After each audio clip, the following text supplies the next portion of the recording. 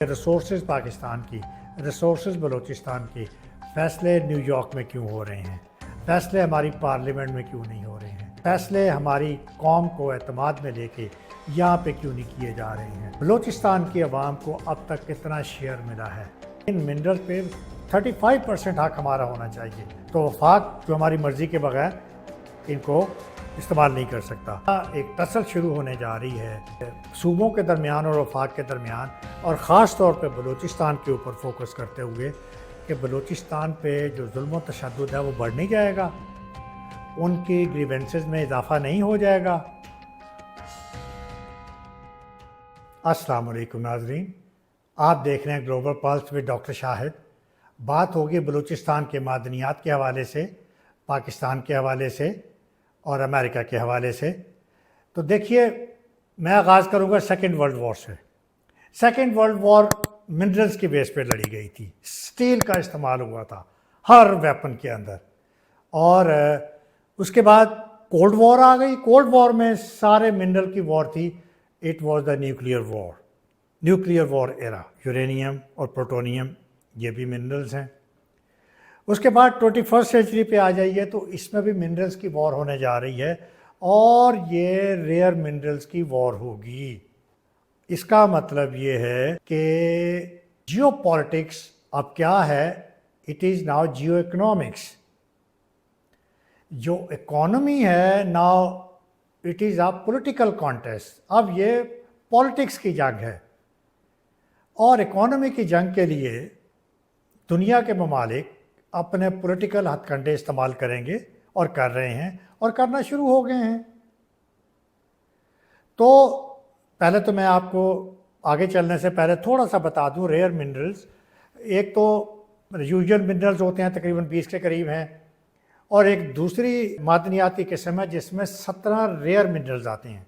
ये जो 17 rare minerals हैं, ये इसलिए रेयर नहीं कहलाते कि ये कम होते हैं, ये इसलिए रेयर कहलाते हैं कि ये अबंडेंट तो बहुत हैं, लेकिन ये बड़ी छोटी मिकदार में ये पाए जाते हैं, और इनको इम्प्योरिटी से अलहदा करने के लिए बहुत स्ट्रगल और बहुत माइनिंग और रिफाइनरी के जो प्रोसेसेस हैं उनसे गुजरना पड़ता है।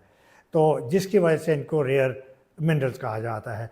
तो रेयर मिनरल्स का जो इस्तेमाल है इस वक्त, देखिए पूरी दुनिया में इलेक्ट्रॉनिक्स का दौर है इस वक्त। Electronic warfare, drones, missiles, space warfare, satellite warfare. उसके बाद आप आ जाइए रोबोटिक्स पे, विंड टर्बाइंस, इलेक्ट्रिकल व्हीकल्स, आपके मोबाइल फ़ोन्स, लैपटॉप्स, और माइक्रो कंडक्टर जिसे माइक्रो चिप्स कहते हैं, उसमें भी रेयर मिनरल्स इस्तेमाल होते हैं। यदि कोई भी चीज़ ले लीजिए, अब हर चीज़ में रेयर मिनरल इस्तेमाल हो रहे हैं। तो ये फ्यूचर है दुनिया का, टेक्नोलॉजिकल फ्यूचर।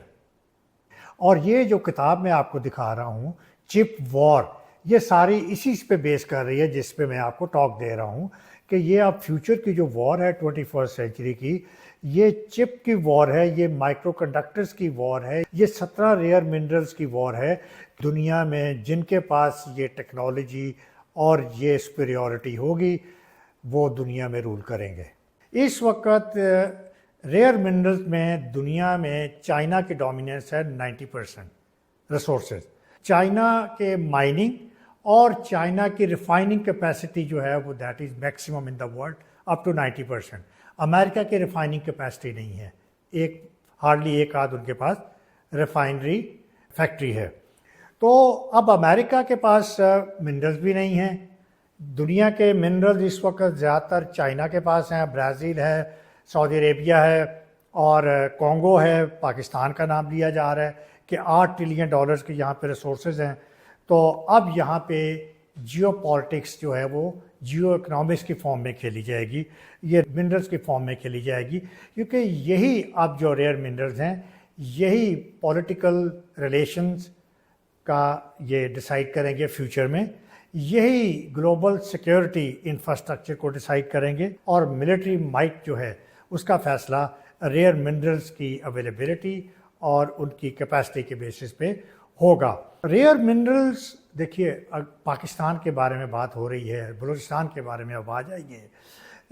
ہم بڑے خوش ہو رہے ہیں کہ یہاں سے ریئر منرل ایکسٹریکٹ ہوں گے، پاکستان کی تقریب بدلنے والی ہے۔ دیکھیے کسی بھول میں نہ رہیے گا، افریقہ میں بہت سے ملکوں میں ریسورسز ہیں، تھے اور ایکسپلائٹ ہوئے۔ مجھے ایک ملک کا نام بتا دیں جو اپنی ریسورسز کی بیس پہ امیر ہوا ہو۔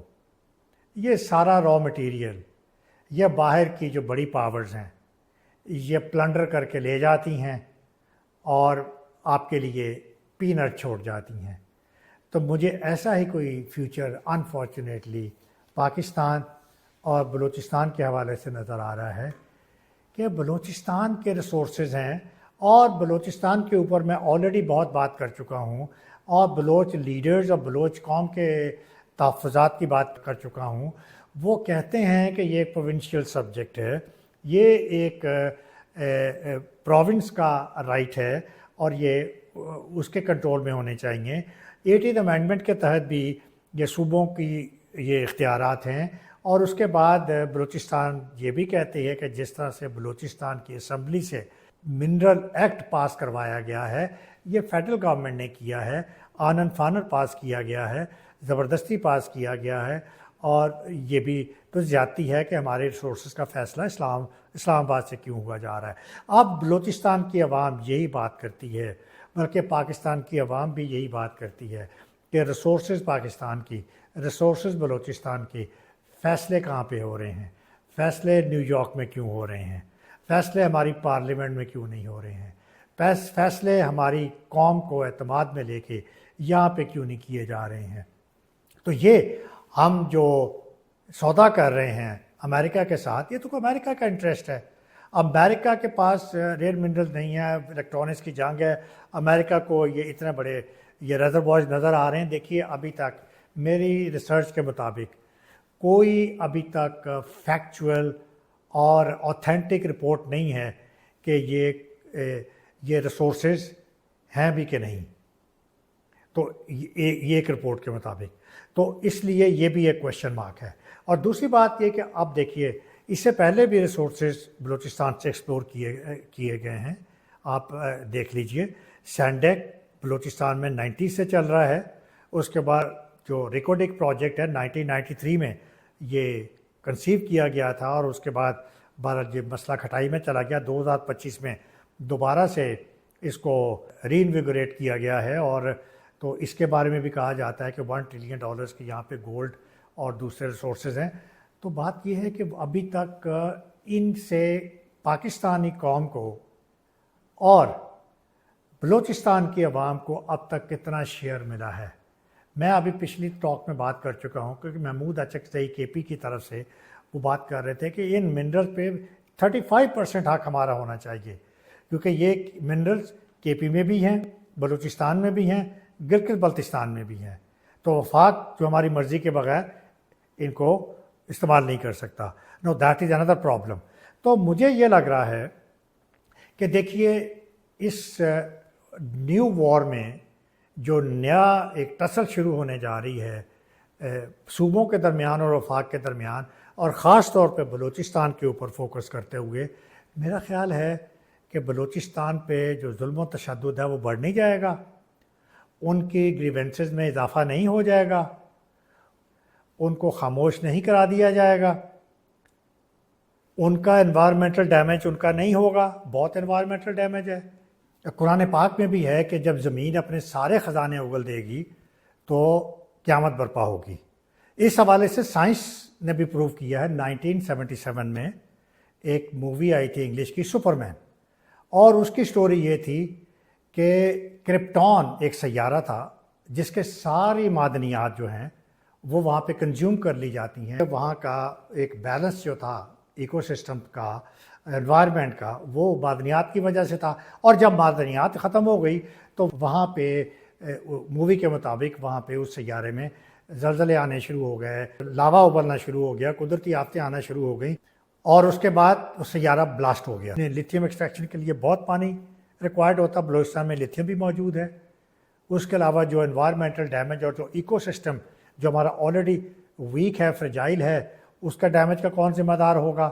اب تک کتنی جاب ملی ہیں سی پیک میں، سینڈیک میں، ریکوڈک میں بلوچیوں کو، کون سی جاب کی گارنٹی آپ دے رہے ہیں؟ تو آپ ہمیں تو کوئی سیکیورٹی نہیں دے رہے، بلوچیوں کو تو کوئی سیکیورٹی دے رہے، آپ تو امریکنز کو سیکیورٹی دے رہے ہیں، آپ امریکہ کے فیوچر کو سیکیورٹی دے رہے ہیں۔ تو ڈیئر آڈینس، یہ پاکستان نے فیصلہ کرنا ہے کہ آپ نے پاکستان کو ان ریسورسز کو ایکسپلائٹ کر کے بلڈ کرنا ہے کہ سیل آف کرنا ہے۔ اور بائی دی وے میں ایک بات اور بتا دوں، یہ ریسورسز ایکسپلائٹ کریں گے، ان سے کچھ نہیں مل رہا جب تک ان سے فنش پروڈکٹس نہیں بنائے جاتے، اور فنش پروڈکٹس کے لیے ریفائنریز کا ہونا ضروری ہے۔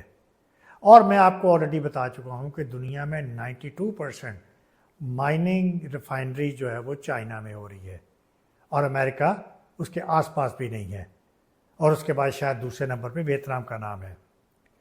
تو جب ریفائنری آپ کے پاس نہیں ہوگی تو آپ کو فنش پروڈکٹ سے ہی آپ کو کچھ ایکسپورٹس کا فائدہ ہوتا ہے، ٹریڈ کا فائدہ ہوتا ہے، تو پاکستان کو کیا ملے گا؟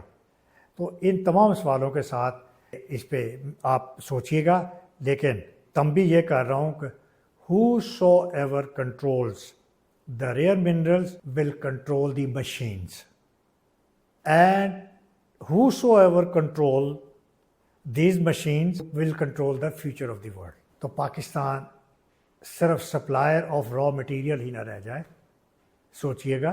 اجازت دیجیے، اللہ حافظ۔